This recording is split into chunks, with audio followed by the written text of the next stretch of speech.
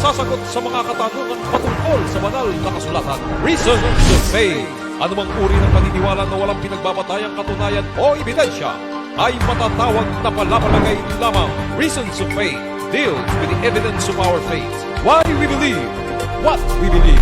Ito ang programang walang pinapanigan, ngunit mayroong tinitindigan. We don't take side, we take stand. Mula sa Reasons of Faith Media Ministry Studio, Manila, Philippines.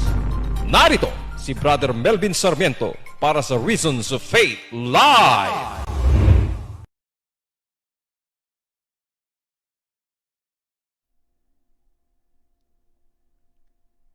Magandang gabi po sa lahat ng aming mga ginigiliw na taga-subaybay. Kayo po ay nanonood ngayon ng programang Reasons of Faith. Ito po ay maiden presentation ng ating hong programa. Ito po ay pagpapasimula pa lamang ngayong gabi. At sa kalooban ng Panginoon, nawa ito po ay magtuloy-tuloy na. Ang Reasons of Faith, sa mga hindi nakakaalam, ay isang programa na isinasagawa po ng inyong lingkod. Ito po si Brother Melvin Sarmiento, na nais ibahagi ang salita ng ating Panginoong Diyos sa pamamagitan po ng programang Reasons of Faith. Ang amin hong pinakalayunin sa programang ito ay ipabatid po sa ating mga nagsusuri ng Biblia ang objektibong pamamaraan ng pag-aaral nito, at hindi po kami gagamit dito ng mga subjective na pamamaraan.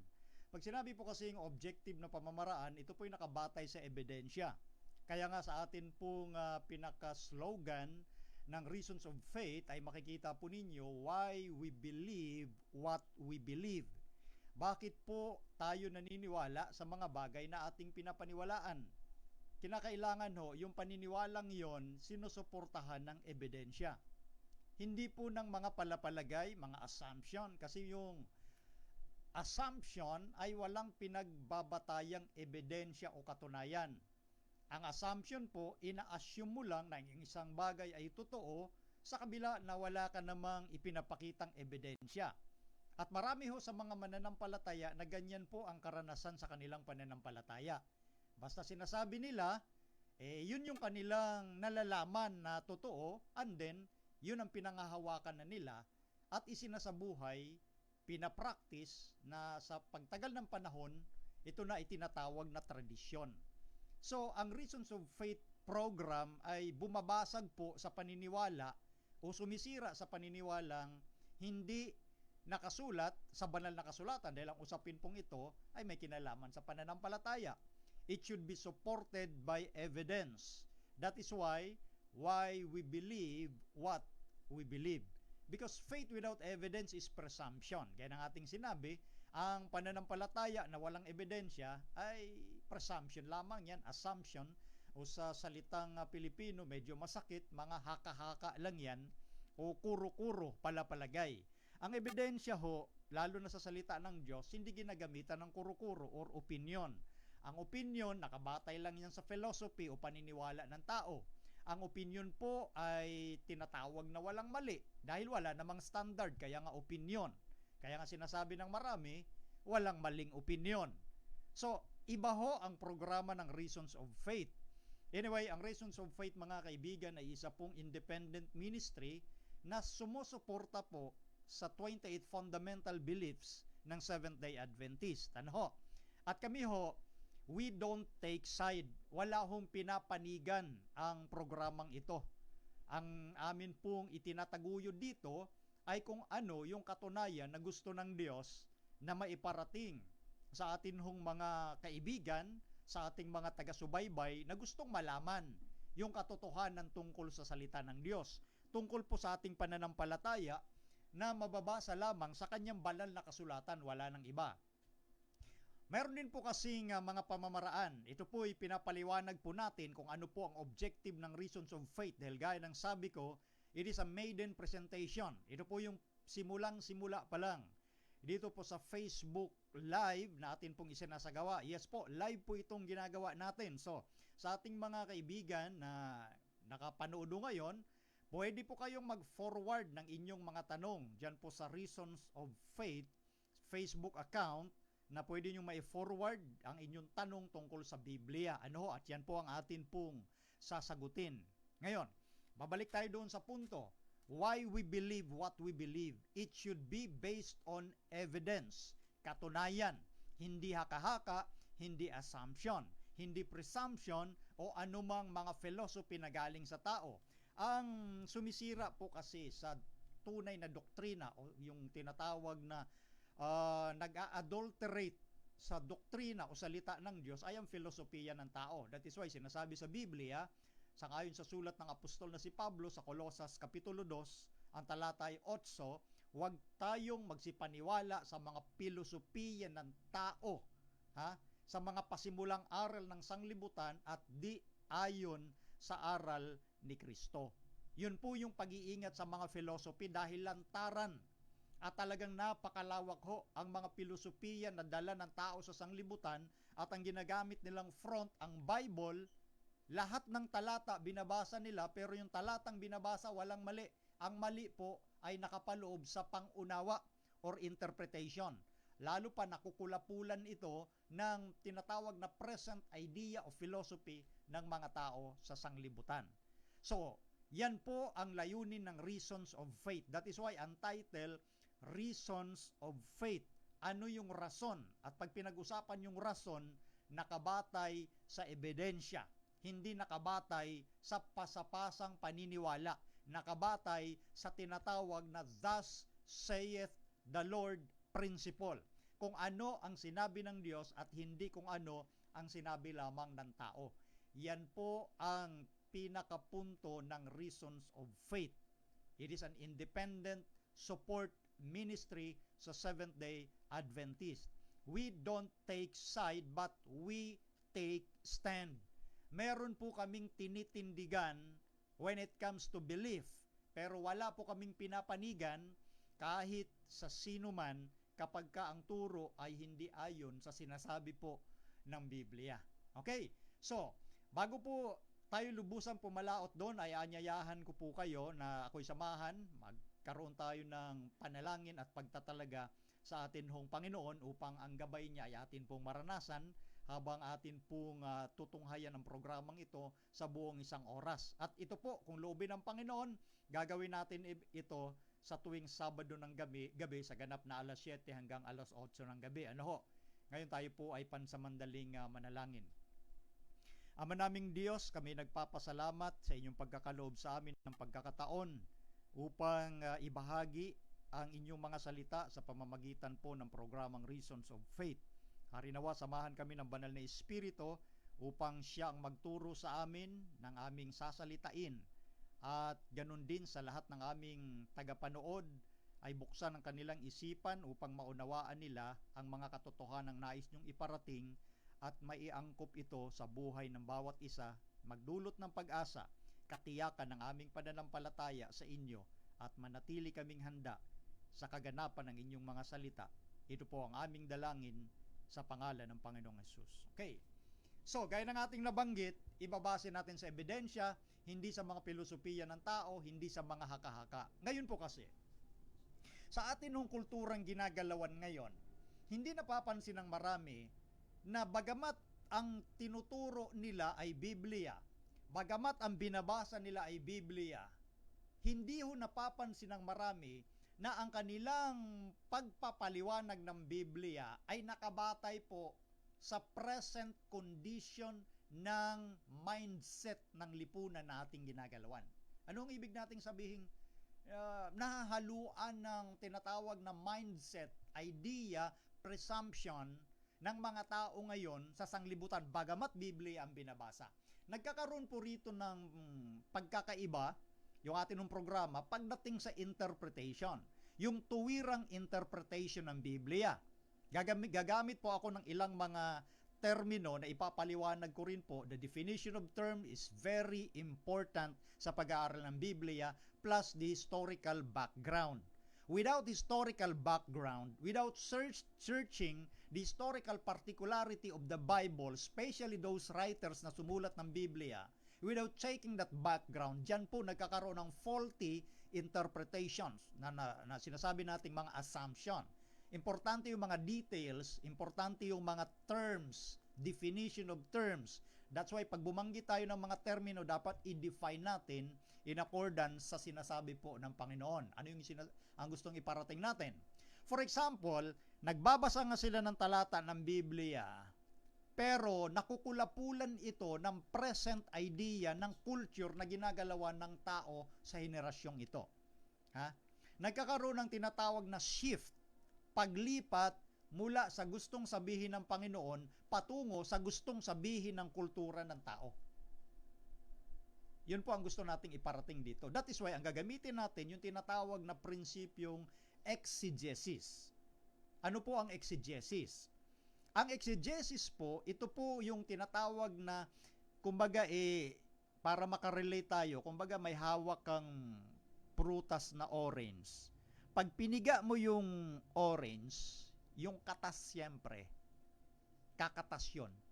Ang katas nun, hindi katas ng mangga, hindi katas ng santol. Katas yun ng orange na piniga mo.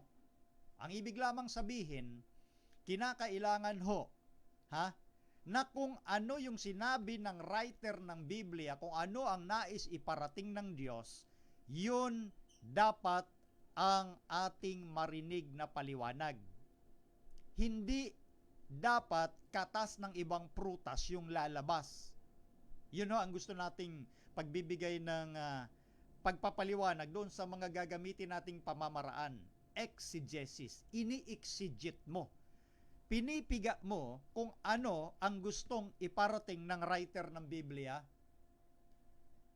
ng Diyos mismo sa atin. Ang kaibahan nun, yung opposite nun, yung eisegesis. Ano naman yung eisegesis? Nakaibahan ng exegesis. Pag sinabing eisegesis, ito po yung nasa isip ng taong nagbabasa ng Biblia. Kung ano yung nasa isip niya, yun ang inilalagay niya sa Biblia. Ha? So yun po yung binabanggit nating na-adulterate yung gustong sabihin ng Biblia.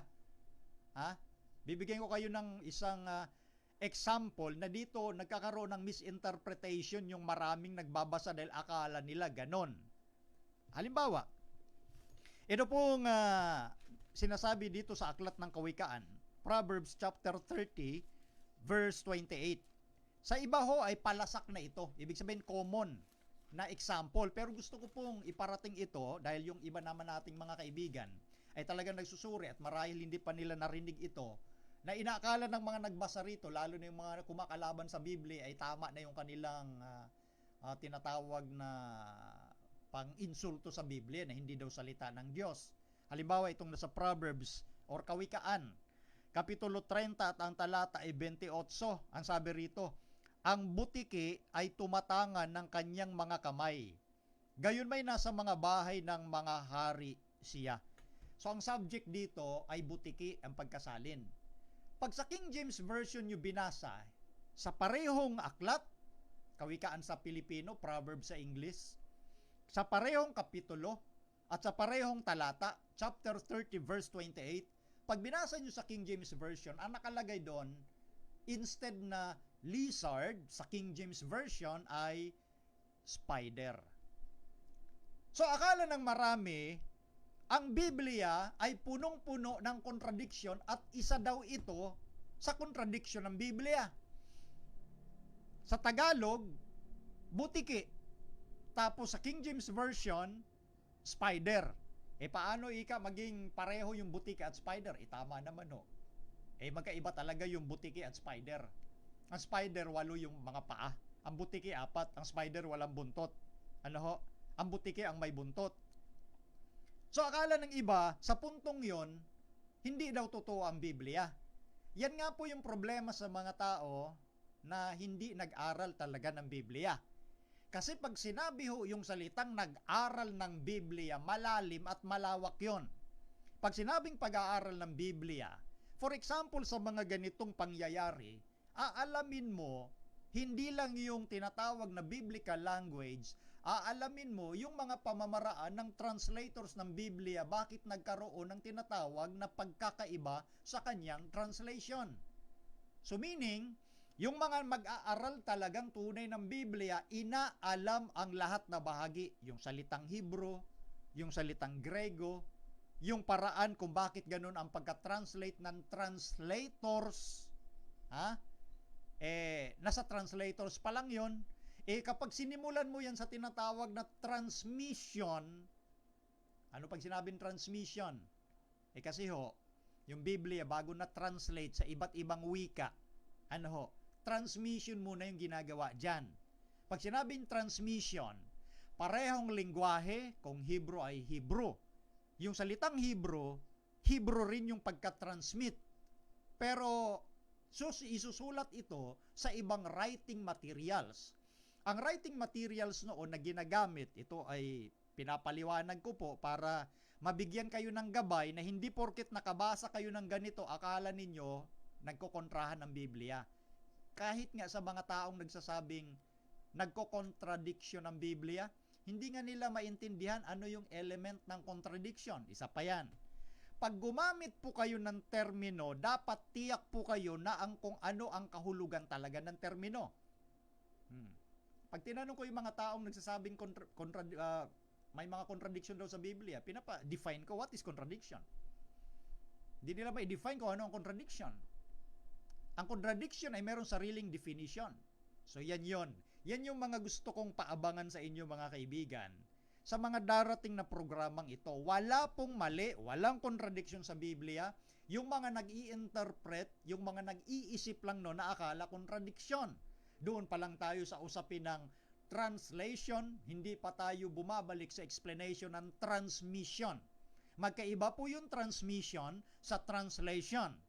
Lalo na kung yung mga kumakalaban sa Biblia, hindi alam ang background ng pag-transmit, pag-translate, at yung tinatawag na bibliographical test ng Biblia. Yung mga nagsasabing may mali ang Biblia, hindi nila alam ano yung bibliographical, ano yung internal evidence, ano yung external evidence, at hindi rin nila ma-define what is contradiction means. Ganun po yan. So sa mga tinatawag na definition of terms, isa po yan sa mga mahalagang sangkap ng salitang pag-aaral. Nung sinabi ng ating Panginoong Jesucristo sa John chapter 5 verse 39, na saliksikin ninyo ang mga banal na kasulatan. Yung word na saliksik, search, hindi lang yun yung simpleng babasahin mo. Aalamin mo yan. Gagamit ka dyan ng mga tanong, ng mga basic questions na what, when, where, how. Ganun po. Hindi po ito yung, kaya nga sinasabi ko na adulterate yung Biblia. Kaya nga ito sa ating maiden program, sa pasimula pa lang, binibigyan ko po kayo ng palaisipan na huwag po kayong maniwala na may mali sa Biblia. Ngayon, that's the other side of the coin. Punta tayo sa kabilang mukha. Doon naman sa mga naniniwala sa Biblia, naaabuso rin nila ang Biblia. Kasi pinapasunod nila ang Biblia ayon sa kanilang gustong sabihin ng Biblia. May malaking problema ho yun mga kaibigan. The Bible alone interprets itself. That is sola scriptura principle. Yung Bible alone. Ano yung sinasabi nating the Bible alone interprets itself? Kasi ang Bible, ilang aklat po ito? 66. 39 sa Matandang Tipan at 27 sa Bagong Tipan. 66. Pag sinasabing the Bible alone interprets itself, hayaan mo na ang Biblia magpaliwanag. Pag meron kang kinote na talata sa Biblia, pag meron kang sinipi dyan, huwag mong idudugtong yung talata na walang kaugnayan sa pinag-uusapan sa iyong sinipi o kinote. Diyan nahuhulog sa maling interpretation ng marami sapagkat natutuwa sila sa mga mangangaral na pinagdugtong-dugtong ang mga talata ng Biblia na hindi nila alam, walang kinalaman yung idinugtong doon sa paksang pinag-uusapan. Tawag doon tahi-tahing doktrina. Pag sinabi hong the Bible alone interprets itself, kung merong issue sa pinag-uusapan, for example, magbibigay ako ng halimbawa, nung sinabi sa Mark chapter 2 verse 27 up to 28, ang sabi ni Kristo, ang Sabat ay ginawa ng dahil sa tao at di ang tao ng dahil sa Sabat. Ang isa sa pamamaraan na ginagamit na i-exegete mo, pigain mo yung sinasabi na yun ng sumulat at nung nagsalita sa Biblia, pipigain mo yon. Let the Bible interpret itself. For example, sa text na binasa natin, nung sinabi ni Kristo, ginawa ang Sabbath ng dahil sa tao. Gagamit ka ngayon ng context. Pag sinabing context, kung ano yung pinag-uusapan, nasa loob ng teksto. Contextualization. Kung ano yung sinabi niya, hayaan mong siya ang magpaliwanag. Kukunin natin yung isang punto. Nung sinabi ni Kristo, ang Sabat ay ginawa ng dahil sa tao. Yung salitang ginawa. Meaning to say, ginawa talaga yung Sabat. Ang tanong mo ngayon, kailan ito ginawa? Pag pinag-usapan ang context, merong dalawang bagay o principle na dapat nating maintindihan. Ang context, may tinatawag na immediate at may tinatawag na larger context. Or remote context sa ibang tawag. Ang example ng immediate, doon mismo sa kinote mong talata na Marcos 2:27 na ginawa ang Sabat ng dahil sa tao, kailan ginawa? Pag binasa mo yung buong Marcos, aklat ng Marcos, simulan mo sa Kapitulo 3 kasi 2:27-28 mo binasa, kailan ginawa?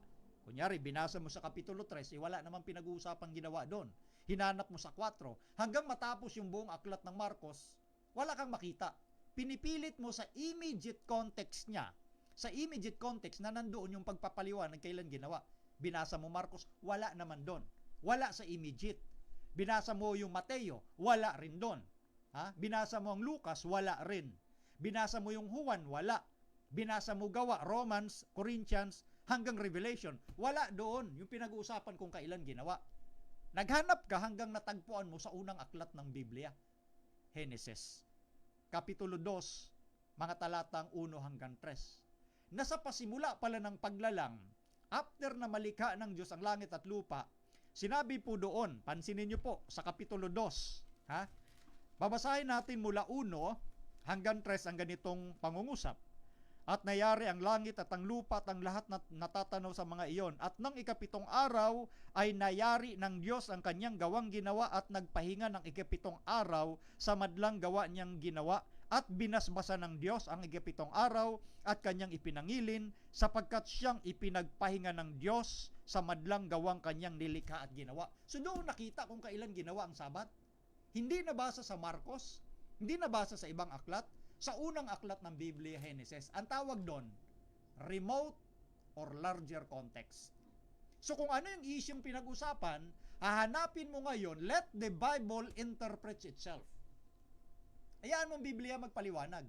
Kung wala sa immediate context, hahanapin mo sa larger context. Ganon yung searching na tinatawag ng Biblia para hindi natin masalaula at magbigay tayo ng ibang interpretation other than what was the writer is trying to state or para ipaliwanag o sabihin sa atin. Yun po yung mga example ng context, immediate at larger context or remote context. Ang ginagawa kasi yung pagsasalaula, yung pag-a-adulterate ng mga talata ng Biblia, ay ginagawa ng marami sa mga mananampalataya ng Biblia. Kanina, binuksan natin yung mga hindi naniniwala sa Biblia. Nagbibigay lamang tayo ng mga konting example dito. Kasi ito nga, gaya ng sabi natin, maiden airing or pasimula pa lang ng pagtatanghal ng Reasons of Faith Live. Live po ito sa mga nanonood dyan ngayon sa Facebook. Kung may tanong po kayo, pwede magtanong. At magdadala tayo ng mga paksaing na gusto ko nating ipaintindi, lalo na yung mga popular teachings ngayon. Ano yung mga halimbawa ng popular teachings na nasasalaula talagang Biblia? Yung paniniwala ngayon sa ating culture, ang tawag ngayon postmodern culture. Ang paniniwala ngayon ng higit na nakararami sa mga Kristiyano pa man din, sa postmodern kasi merong essence ng principle dyan or philosophy. Isa na dyan yung uncertainty. Pangalawa na dyan, yung lack of absolutes. Meaning, sa postmodern culture natin ngayon, ang karamihan ay hindi naniniwalang merong absolute standard or absolute truth. Anong ibig sabihin, Brother Melvin? Hindi po sila naniniwala na merong katotohanan. Ang para sa kanila, ang truth ay relative. Pag sinabing truth is relative, sa ibang grupo may katotohanan. Sa group A may katotohanan. Sa Group B may katotohanan. Sa Group C hanggang Z may katotohanan. Yan po ang relativism. Depende rin ang truth doon sa taong naniniwala. Ang iba rin tawag dyan, pluralism. Ha? Pag pluralism, for example, magko-quote lang ako ng mga grupo ng mga relihiyon like Buddhist, Islam, Shintoism. Sa Buddhist daw may katotohanan yan. Sa Islam may katotohanan. Sa Shintoism may katotohanan. Sa Christianity, in all its forms, may katotohanan. Kasi kaya ko sinabing in all its forms, kasi ang Baptist, ang Methodist, ang Born Again, ang Seventh-day Adventist, sekta po yan. Forms yan ng Christianity. Ang Christianity is a religion. One religion yan. Meron lang iba't ibang tinatawag na denomination. Kaya yun ang sinasabing Christianity in all its forms. Lahat ika yan may katotohanan. Walang absolute truth na hawak ang isang grupo. Kaya ang gusto nila, pagsamasamahin na lang lahat. Dahil lahat naman daw ika na tumatawag sa Diyos, sa langit din ang punta. Yan ba sabi ni Kristo? Yan ba ang sabi ng Biblia na kahit saan ka, tinatanggap ka pa rin ng Diyos? Tingnan po natin, example lang po ito. Hindi pa ho kami tumatalakay dito ng mga subject. Dito po, nagbubukas lamang kami ng pananaw because this program is Reasons of Faith. Faith should be based on evidence, not on presumption, assumption, haka-haka, kuro-kuro. Dito po, iniintindi natin yung historical background ng pinag-uusapan ng Biblia. Dito po, inuunawa natin yung definition of terms. Dahil ang Holy Spirit po, hindi po siya magtuturo ng ibang turo. Isa lang ang turo ng Holy Spirit. Yung turo nun ay yung turo mismo ni Jesus. Ang sabi ngayon ng marami, ang Holy Spirit nasa lahat. Ang lahat din ay maliligtas as long as tumatawag ka sa pangalan ng Diyos. Sige nga, basahin natin yung sabi ni Kristo kung may katotohanan yung pinapaniwalaan ng marami ngayon, na kahit saan ka, okay lang, tinatanggap ka pa rin ng Diyos, dinidinig ka pa rin ng Diyos. Pansinin niyo po ha.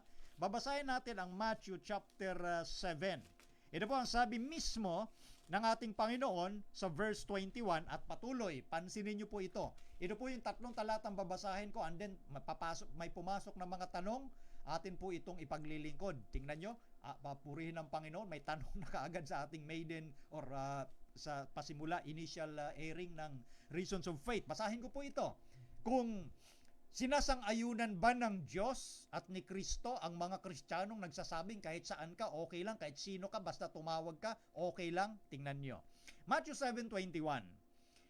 Hindi ang bawat nagsasabi sa akin, Panginoon, Panginoon, ay papasok sa kaharian ng langit, kundi ang gumaganap ng kalooban ng aking Ama na nasa langit. Di taliwas ho ito sa sinasabi ngayon ng marami na kahit saan ka, kahit sino ka, as long as tumatawag ka sa pangalan ng Panginoon, tinatanggap ka ng Diyos. Sabi ni Kristo, hindi. Kumbaga ito ay tubig at langis, hindi pwedeng maghalo. Kumbaga ito ay positive-negative. Hindi pwede ho talagang maghalo. Para itong hilaga at timog. Ang north-south hindi pwedeng maglapit. Ang east and west hindi rin pwedeng maglapit. Ang zig and zag hindi pwedeng maglapit, kaya nga zigzag Ang ginagawa ngayon ng mga tao, yung matamis, inaangking mapait. Yung mapait, inaangking matamis. Yung liwanag, tinuturing na dilim. Yung dilim, inaaring liwanag. Yung mabuti, sinasabing masama. Pero yung masama, tinatawag na mabuti. Yun ang sabi ni Isaiah sa 5:20. Ganyan ang tao mag-isip. Kaya nga sabi ni Kristo, hindi ang bawat nagsasabi sa akin, Panginoon, Panginoon, ay papasok sa langit, kundi ang gumaganap ng kalooban ng aking Ama na nasa langit. Marami ang magsasabi sa akin sa araw na yaon, Panginoon, Panginoon, hindi baga nagsipanghula kami sa iyong pangalan? At sa pangalan mo'y nangagpalayas kami ng mga demonyo? At sa pangalan mo'y nagsigawa kami ng maraming gawang makapangyarihan? At kung magkagayoy, ipahayag ko sa kanila, kailanmay hindi ko kayo nangakilala. Magsilayo kayo sa akin, kayong manggagawa ng katampalasanan. Imagine niyo, tingnan niyo, ito na naman, ito ngayon yung ating analyzation. Kasi sa Reasons of Faith, ito po yung analytic style of program. Ina-analyze po natin. Ha? Hindi o tayo gumagamit dito ng tinatawag na emosyon. Ang ginagamit natin dito ay rationality, analytic. Ito po yung analytical form ng program ng Reasons of Faith because analytic ay ginagamit ng mga taong nag-iisip at tinutulungan siya ng Holy Spirit na ang maisip niya ibatay doon sa sinasabi ng Panginoon mismo. Once na inanalyze mo ito, tutulungan ka ng Holy Spirit. Ang analyzation supposedly hindi lumalaban sa logic. Tingnan nyo ha, isa-isahin natin. Sabi ng Panginoong Hesus dito, marami ang magsasabi sa akin sa araw na yaon. That is the day of judgment. Ang sabi ng marami na yon, Panginoon, di ba nagsipanghula kami sa iyong pangalan? Ito po yung mga ngaral. They are prophesying in the name of Jesus.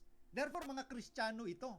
Aside from that, ang sinasabi nila, na nagpapalayas kami ng demonyo sa iyong pangalan. Meaning to say, sinasabi nila, in the name of Jesus, lumayas ka demonyo. Nagawa nila yon. Maliban doon, yung pangatlong dakilang bagay na ginawa nila, gumagawa sila ng mga milagro. They are performing miracles in the name of Jesus.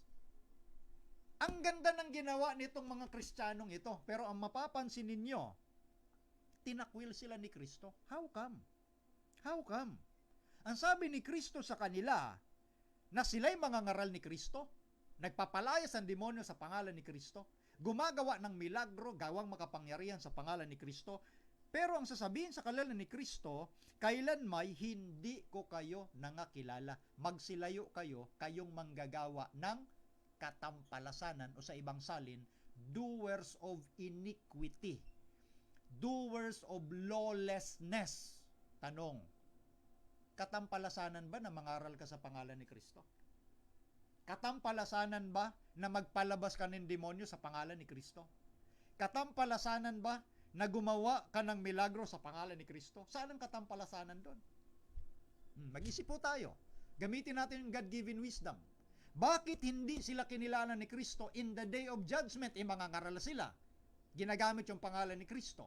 Nagpapalayas ba ng demonyo? Sa atin pong tinatawag na pagtingin in a surface structure, sa mababaw na pagtingin, walang mali dito. At sa ating postmodern culture, sasabihin nila, ang ganda ng ginawa ng mga Kristiyanong ito. Yes, in a surface structure. But this is why this program is analytical. We should look not just on surface but the underlying structure. Ano yung nakapailalim na issue kung bakit hindi kikilalanin ni Kristo ang mga Kristiyanong ito na gumagawa ng kabutihan sa Day of Judgment. Yun ang ating malalaman sa programa ng Reasons of Faith, the underlying structures why Jesus called them the doers of iniquity or the workers of lawlessness. Sana huwag tayong mapabilang ho doon. Akala natin okay tayo kay Kristo. Dahil sinasabi natin, tumatawag rin naman ako sa pangalan ni Kristo. Isipin niyo yan mga kaibigan. Malo tayong lahat ng Diyos. Walang question doon. Wala hong pinipili na grupo ng mga tao ang Diyos pagdating sa pagmamahal, pantay-pantay ang tingin. Pero kapag ang pinag-uusapan na ay turo ng Diyos at nilikot mo yan, binago mo yan, pilit mong alisin yan, doon magkakatalo. Yan ay pahiwatig natin. Okay? So, pasok tayo sa mga tanong. Kasama ko siyempre sa ating technical. Salamat kay Sister Charlene Leopoldo. Atin pong sa tulong ng Panginoon ay atin siyang nakaagapay. Siyempre, kasama din natin si Brother Mardem Lapinig, Sister Ann Lapinig. Kaya kami nagpapasalamat na nandito ho ang ating technical team. Siyempre si Brother Nanding Fernando nandyan ho kanina, pero may lakad ho yun. Anyway, saan yung tanong natin dito? Hindi ko makita. Sige, pa-assist tayo dito sa ating mga kasama kasi hindi ko makita dito. Ito ay, sabi ko nga po sa inyo, initial program ho ito. Kaya pasensya na ho at hindi ho tayo masyadong formal, no? Anyway, ang tanong dito. Ang sabi rito, galing kay Windel Ray. Good evening, Bro Melvin. Ano yung sinasabi sa Matthew 15:11 na hindi nakarurumi ang anumang pumapasok sa bibig? Wow, magandang tanong ito, yung unang tanong, no? Okay, basahin natin yung Matthew chapter 15 verse 11. Ito ay magandang tanong. Atin hong dapat maintindihan, lalo na sa atin pong kapatid na nagtanong. 15:11, babasahin natin, ha.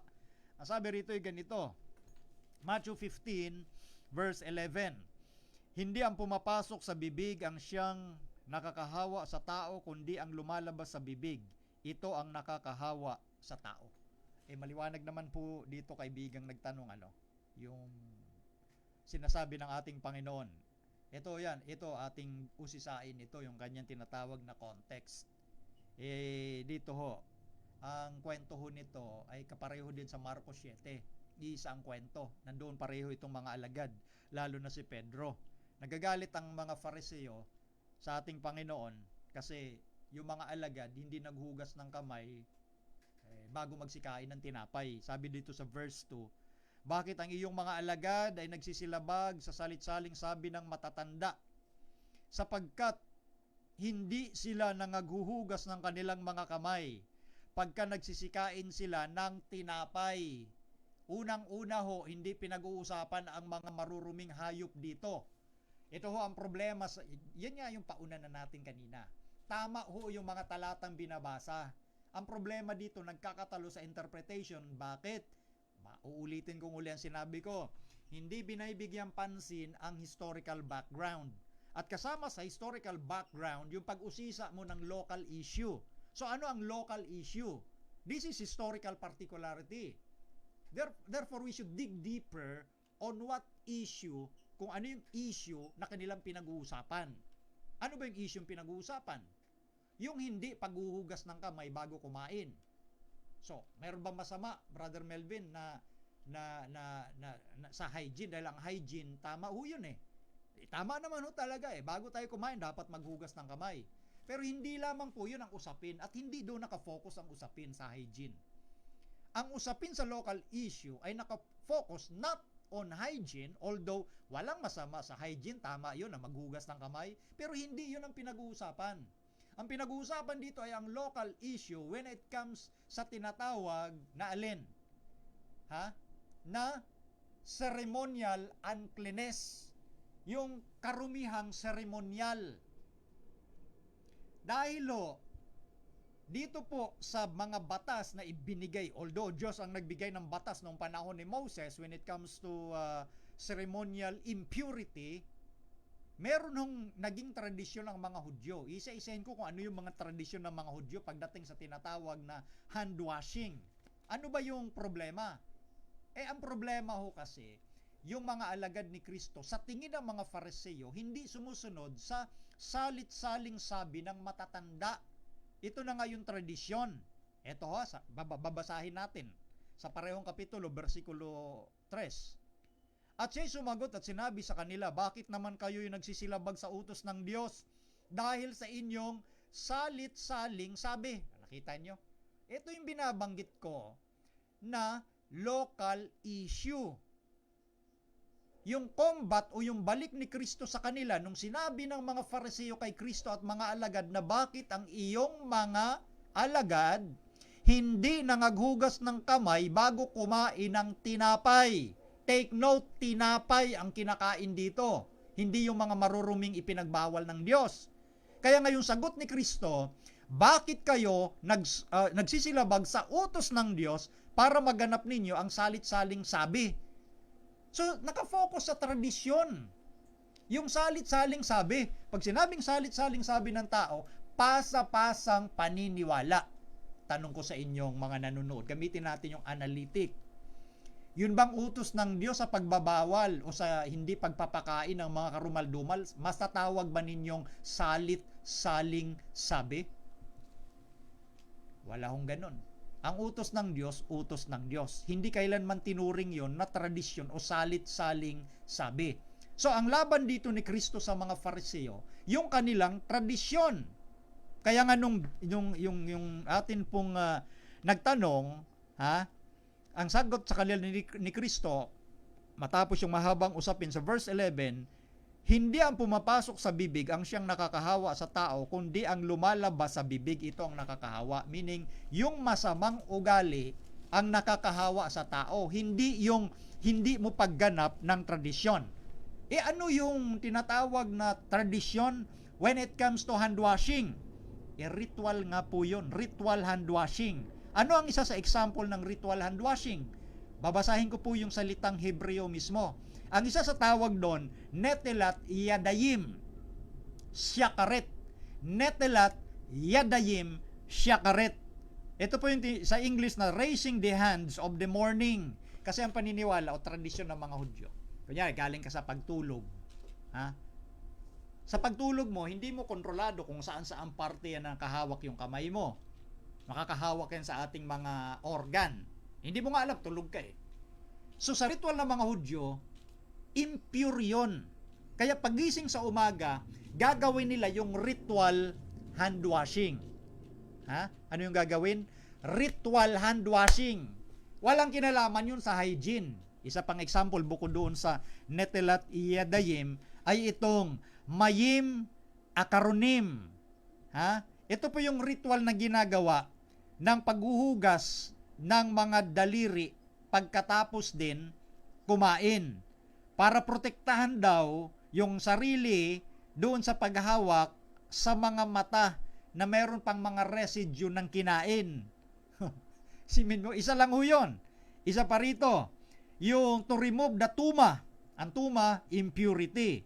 Ha? Matapos mo raw magputol ng buhok, kailangang dumaan sa ritual hand washing. Isa pa doon, to remove tumatmet, impurity from death. Ibig sabihin, kung may nasalubong kang prosesyon ng patay at nakapaloob ka doon sa certain distance na dapat ay mas agwat ka doon, pero hindi sinasadya, nasalubong mo, napalapit ka ng konti sa sukat ng mga Hudyo doon sa prosesyon ng patay, dadaan ka rin sa ritual hand washing. Bukod pa doon, pagaling ka sa palengke o pamilihan, bago ka kumain, dadaan ka uli sa ritual hand washing. So yun yung ikinagalit ng mga Fariseo kung bakit ang mga alagad ni Kristo hindi dumaan ng ritual hand washing gaya ng binasa ko sa wikang Hebreo. Yun ang tinatawag na local issue. Hindi pinag-uusapan dito na pwede nang kumain ng hindi ipinapahintulot ng Diyos na kainin na mga hayop sa aklat ng Levitico 7 at Deuteronomio 14. Iyon ho yun, Levitico 11. Ano ho? Levitico 11 at Deuteronomio 14. Ha? Walang kinalaman yung issue doon. Yun yung sinasabi ko kanina, walang problema sa mga talata ng Biblia, ang problema sa nagbasa at isinaksak yung isip nila sa sinasabi ng Biblia na ang tawag natin kanina, exegesis. Kung anong nasa isip ng tao, yun ang pilit isinasaksak sa Biblia, walang kinalaman sa local issue or historical particularity. That's one example of yung analytic at exegesis na pinag-uusapan natin kanina. Okay? So maliwanag po yon. Okay, pasok tayo sa sunod na tanong. Meron na lamang tayong less than 20 minutes. Ano nga yung sunod na tanong kanina? Hindi ko naalala, Brother Mardem. Ha? Nabura mo na? Hindi kasi pumasok dito. Hindi kasi pumasok dito sa nagtaka ako ba't di pumasok dito. Kaya sabi ko nga sa inyo, mga kaibigan, ito po initial. Pasimula pa lang ng programa, medyo nangangapaho kami rito, pero ito rin po ay isa sa style ng live program. Wala ho tayong script, hindi ho tayo scripted. Ito po yung style natin sa programa. Kaya ganito ho ang atin pong sistema rito. Okay, live po kasi ito. Sunod na tanong. Ipino-forward kay Brother Mardem, no ho? May tanong lang po ako, totoo ba sabi sa Roma 14:5 na depende sa atin kung anong araw natin gusto mangilin? Wow, maganda ring tanong. Roma 14, tingnan natin ha. Ang tanong doon may kinalaman naman sa usapin ng pangilin. 14 ng Roma. Basahin natin bago natin sagutin yung magandang tanong. 14:5, ganito ang sinasabi. May nagmamahal sa isang araw ng higit kaysa iba. May ibang nagmamahal sa bawat araw. Bawat isa'y magtibay sa kanyang sariling pag-iisip. Again, ito'y kumakatawan sa local issue. Never na pinag-uusapan dito yung pangingilin. Never na pinag-uusapan dito na yung araw na yon na pinili mo, yung minahal mong araw kapalit ng Sabat. Hindi pinag-uusapan ang pangilin at Sabat dito.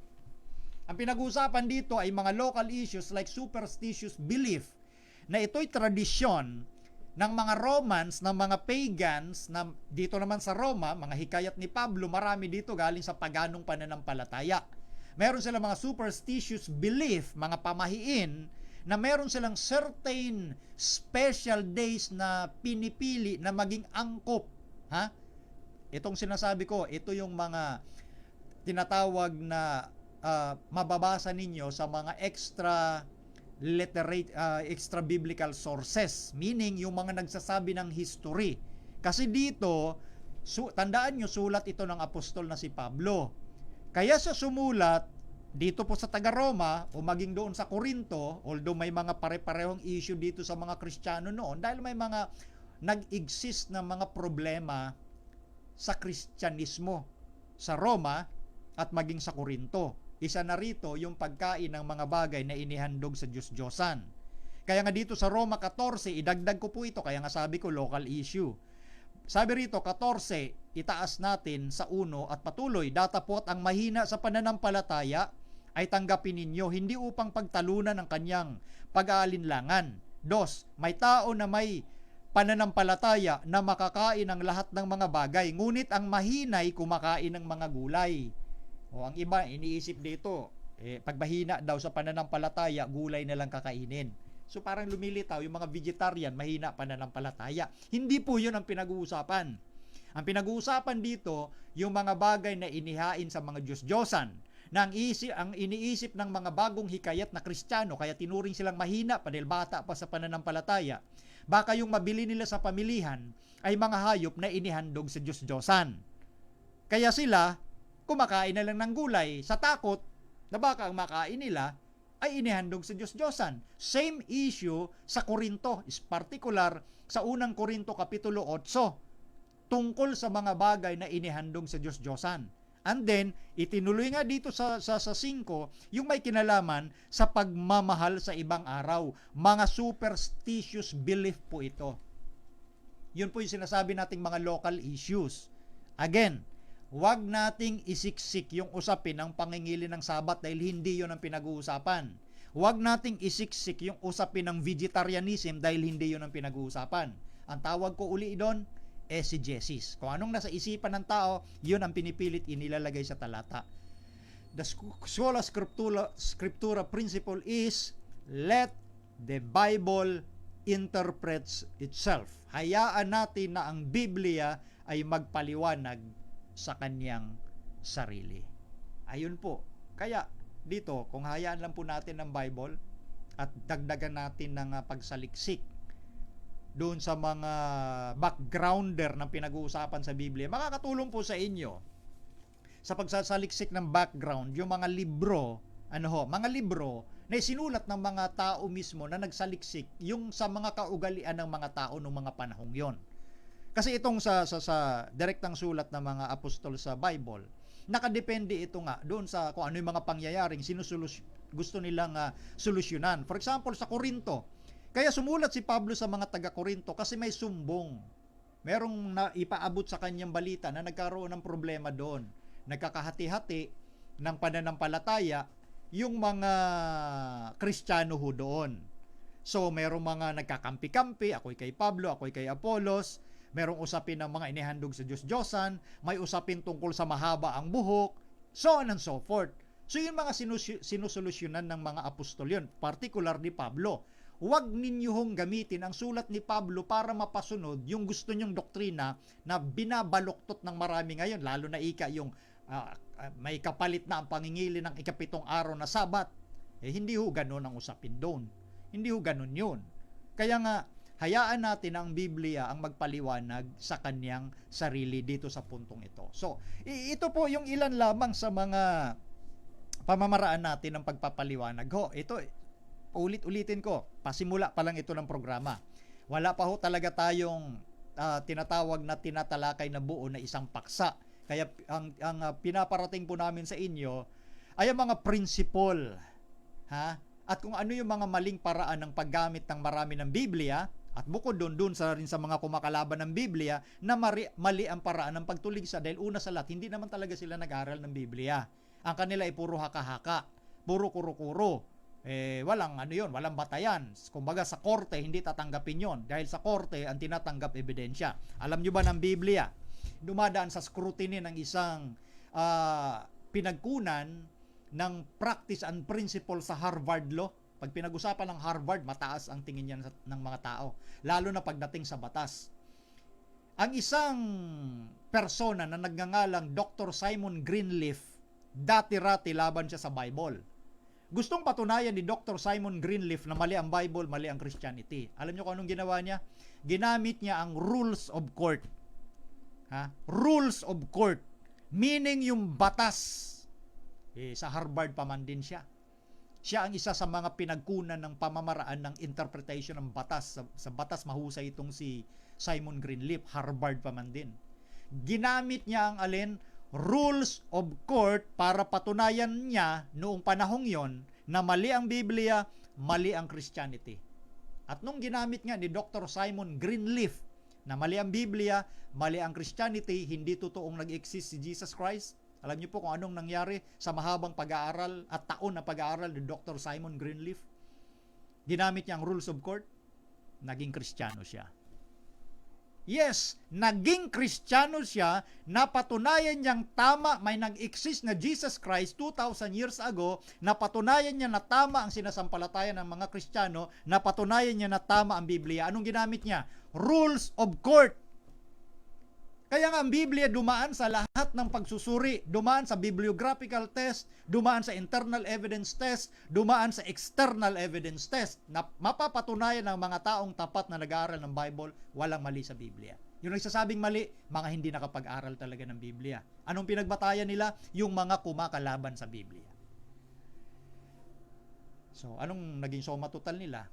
Chismis. Chismis begets chismis. Hindi sa ebidensya. Kaya purihin ang ating Panginoong Diyos. Sa pagkakataong ito, ipanalangin po ng mga taga-subaybay ng Reasons of Faith na magtuloy-tuloy po ang programang ito. Hindi magkaroon ng anumang problema at sa awa at biyaya ng Diyos, sa gabay ng Banal na Espiritu, yung tinuro nung una pa ng Banal na Espiritu, yun pa rin ang ituturo niya hanggang sa panahon ng pagwawakas ng sanglibutan. So, ang programang Reasons of Faith, mga kaibigan, ay pansamantala pong nagpapaalam sa inyo. Pauna pa lang ito. Panalangin po natin na lalo tayo maging matagumpay. Mababasa nyo, maging sa inyong mga screens, ang mga text na binabasa natin dahil gagawa ng paraan ng ating mga kasama ho rito. So kami nagpapasalamat sa inyong pagsubaybay sa maigsi nating programa. Sa mga susunod, hahabaan po natin ito. So ipanalangin lang natin na maging matagumpay. Ang Reasons of Faith Ministry, itong Reasons of Faith Live, ay self-supporting ministry po ito, ha. Ito po, ang nagtataguyod nito ay ang Reasons of Faith ho mismo. So, ipanalangin po natin na bawat isa sa amin na nagtataguyod nito ay maging malakas ang pangangatawan upang lubusan naming ma-finance ang programang ito. Ano ho? So, ito po ang objektibong pamamaraan, analytics na pamamaraan, ito po ang exegetical na pamamaraan na hindi lumalaban sa prinsipyo ng banal na kasulatan, hindi lumalaban sa prinsipyo ng pagtuturo ng banal na espiritu, hindi lumalaban sa laws of thinking ng tao. Ito pong ginagawa nating analytic form or style of program na Reasons of Faith. It should be and always be based on evidence, not presumption, not assumptions. So hanggang sa muli ho, aasahan po namin kayo sa darating na muli, sunod na Sabado ng gabi. Ito lang muna ang amin pong initial na mga tinatawag na pagpaparaan ng pagpaparating sa inyo ng programa tuwing Sabado, alas 7 hanggang alas 8. Medyo na-late lang ho kami ng konti dahil may mga in-adjust kami sa technicals, pero sa awa ng Diyos, tayo mo ay nakapagpatuloy sa isang oras na ating programa. Amin po kayong muling anyayahan sa susunod. Reasons of Faith Live. Live po ito. Sabado, alas 7 hanggang alas 8, ipanalangin po nating mabuti na magtuloy-tuloy ito sa tulong at biyaya ng Diyos. Ito pong programa ay maging matatagumpay, maging mananagumpay, at kayo pong nanonood, tinitiyak po ng Diyos at ng programang ito makikinabang po at magagamit po ninyo ang inyong isipan at hindi po ang atin pong mga emosyon. Sa emosyon nabubuo ang fanatisismo. Ang emosyon ginagamit yan, pero it should be subject of in reason. Dapat napapasa ilalim ang emosyon sa reason. Nandito po ang ating utak. Nandito po ang ating puso. Mangibabaw ang rationality, mangibabaw ang evidence upang ang pagpapala ng Diyos at ang katotohanan at karunungan ay atin pong maranasan sa kanyang tulong at gabay. Paalam po sa inyong lahat. Sa pangalan po ng aking mga kasamahan rito, Sister Charlene Leopoldo, Brother Mardem at Ann Lapinig. Sa kasama ko rin si Brother Nanding Fernando. Ito po si Brother Melvin Sarmiento na nagsasabing pagpalain tayong lahat ng ating Panginoong Diyos. Pansamantala po kami nagpapaalam sa inyo. Tayo po'y manalangin ngayon sa ating pagtatapos. Ama naming Diyos, salamat ng marami. Napakabuti nyo sa bawat isa. Inyong ipinahintulot na magkaroon ng unang pagsasahimpapawid ng programang Reasons of Faith. Harinawa, mapuri ang inyong banal na pangalan at makinabang nawa ng marami ang aming mga tagapanood upang sila din naman ay patuloy na mapagpala ng inyong makapangyarihang kamay. Ingatan ng bawat isa, alang-alang na lahat sa pangalan ng Panginoong Hesus. Amen.